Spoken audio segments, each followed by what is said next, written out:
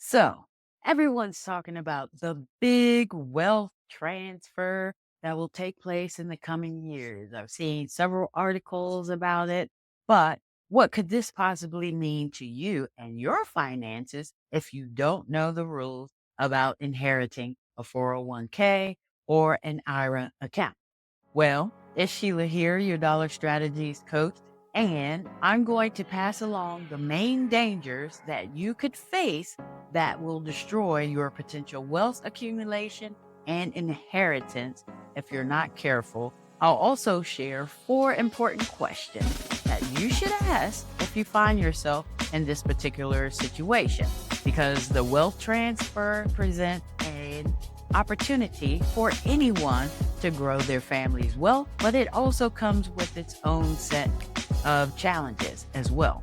So I'm going to tell you a very, very short story, but there's a main lesson here that I've heard way too many times. Honestly, I've managed to experience this same mistake because I didn't know about the costly consequences of inheriting a 401k account.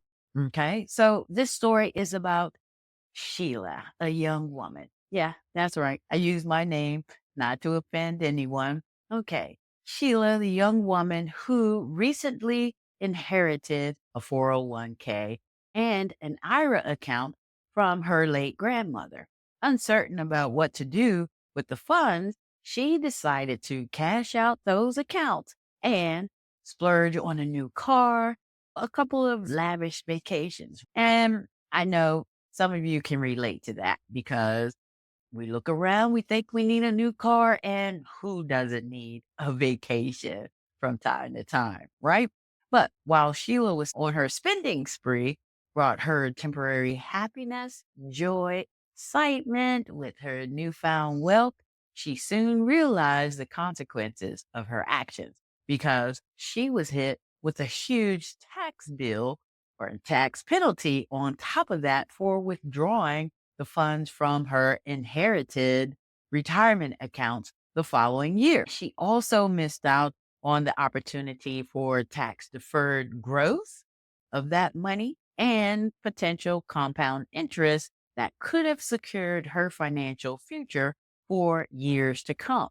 So, Sheila's story serves as a cautionary tale for anyone who inherits a 401k or an IRA account.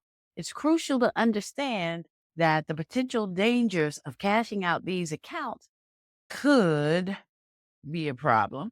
And it's important to know that you can make wise financial decisions that will benefit you in the long run instead. So, what should she have done differently? Well, an inherited 401k and IRA accounts have the same rules as your personal retirement account. Now, if you're young like I was, even though I was working and had a 401k or TSP, didn't read the rules, didn't understand the rules. All I know, I was told to invest money for retirement. But if you know the rules related to these types of accounts, they can be valuable assets, provide you with financial security during retirement time. And in this particular case, you could have potentially retired early with those additional funds. Nevertheless, I've heard way too many stories about people who thought withdrawing the funds was the right thing to do, and even sharing the money that they withdrew with their siblings or other family members, including myself in my mid 20s. I didn't know the rules until the tax man came a knocking at my door for the exact same amount that I withdrew from those funds. The fact of the matter is that most of us don't talk about money. We don't talk about money amongst our family, the good, the bad, the ugly. We have to, a lot of times, learn on our own, learn from costly mistakes. And I'm sure if you're young like me at the time, you probably think that you know the answers and the best thing to do or how to manage these funds as well. It's very important to be aware of the tax implications and potential growth of these types of accounts. And again, you could have missed out on opportunities when you close these accounts prematurely. So, the most important lesson today is that whoever is named the beneficiary on the 401k or those IRA accounts are responsible for the tax whenever that money is withdrawn, unless it's a Raw, which has its own separate rules that you must adhere to.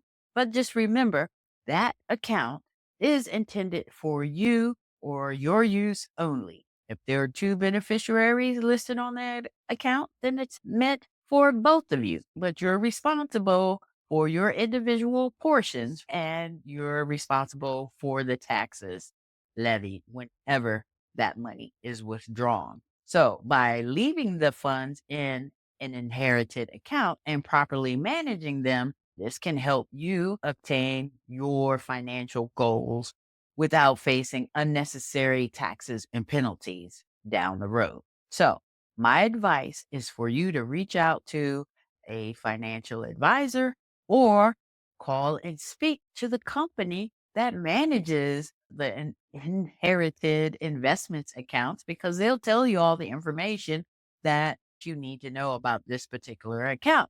So, that you understand the rules and how to navigate strategically and manage those inherited accounts to maximize the growth of those accounts as well by simply understanding the requirements or asking questions like number one, can you roll those funds over to your own personal 401k, TSP, or IRA accounts? Number two, can you keep that account under the same name? Number three, are you required to take withdrawals if the deceased has already begun receiving the required minimum distribution in their 70s? Because that's a whole separate requirement. You can keep withdrawing the same amount as the deceased had been doing for a certain time period. And the fourth question is, how long can you keep this account open? Which there are separate rules for that. So there may be a 5, a 10-year period, depending on that account.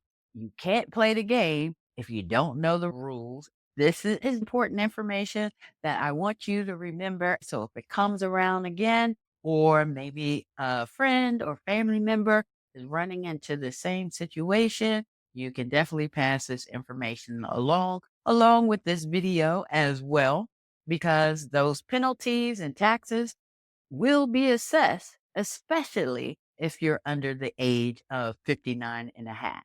You get additional penalties because you're under 59 and a half. And these penalties and taxes, let me tell you, it will make you cry knowing that you made the biggest financial mistake and it's going to take you several years to recover from this mistake alone. So remember, this channel is here and it's all about helping you make smart financial decisions that will help you or someone that you may know accomplish your long-term financial goals, even your short-term financial goals. So like, comment, share, subscribe, all those things that we need you to do on YouTube.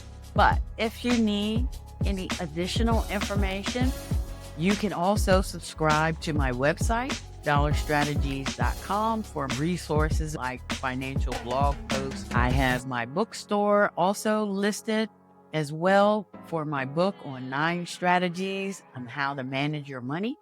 There's a free budgeting workbook that you can download to get your finances in order. You can also join my new group, which is the Dollars and Cents Society, on my website as well.